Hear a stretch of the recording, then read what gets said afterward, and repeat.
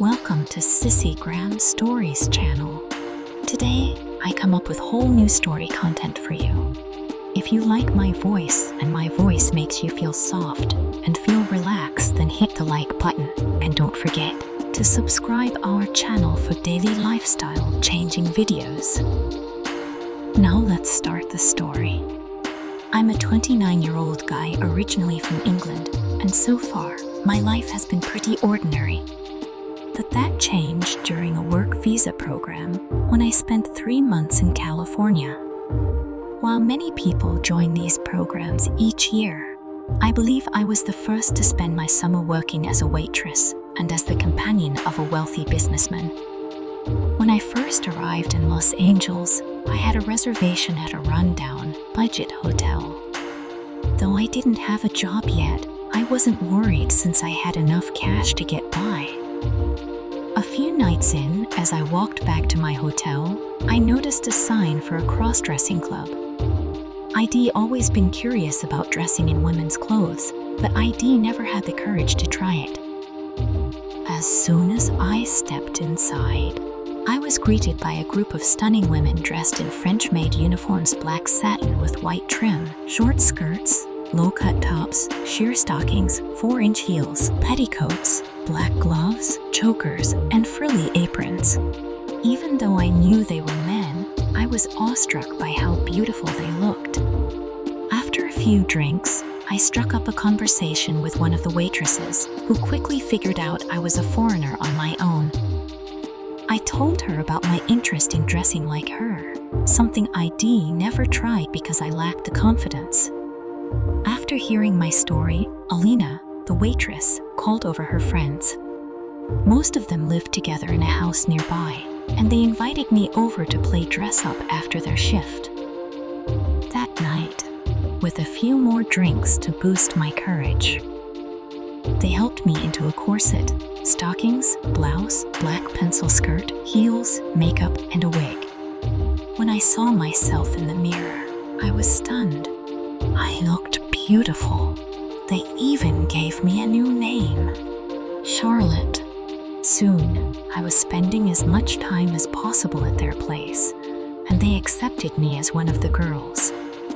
With their coaching, I learned to pass as a woman, even adjusting my voice. A few days later, they convinced me to go out with them while dressed up, and I discovered that no one could tell I was actually a guy. A few nights after that, their manager met me while I was in a green silk dress and high heels.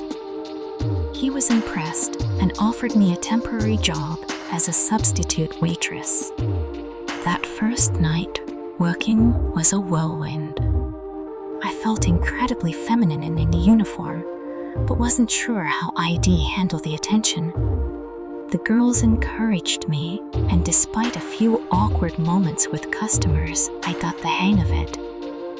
By the end of the night, even though I was exhausted from the heels, I found myself eager to do it all over again. The manager agreed to let me work the next 10 nights, and soon I was adjusting to a new rhythm, sleeping in until noon and working at the club until the early hours. Things took an unexpected turn when James, a tall and striking man, came into the club. He was familiar with the other girls and ended up spending most of the night talking with me after my shift. He invited me out for drinks. I was so excited that I borrowed a little black cocktail dress and we went out together.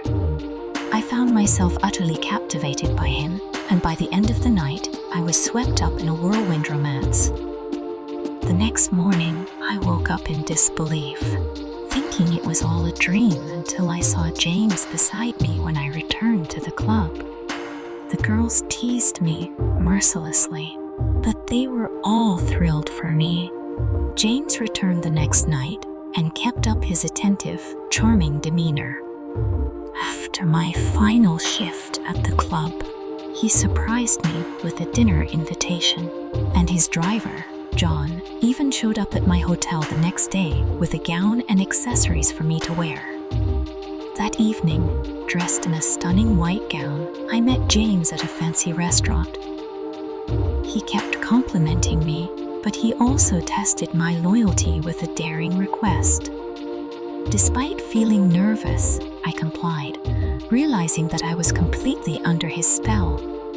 By the end of the night, James revealed his plans. He wanted me to move in with him.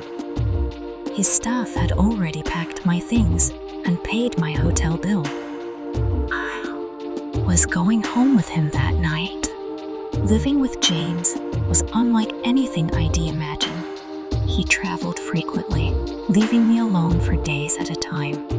But when he was home, he expected me to be dressed impeccably, in a way that would please him. My wardrobe was filled with beautiful outfits he had chosen. And even when I had visitors, it was clear that James' staff would make sure I stayed within his domain. A few weeks later, James invited me to an exclusive event at a local club. He was part of a place where most of the members had submissive sissies under their control. During this event, I was asked to be a bridesmaid at a ceremony where one of the club members was marrying her live and maid. Dressed in a full-length silk gown, with my hair styled and adorned with flowers, I felt both nervous and thrilled.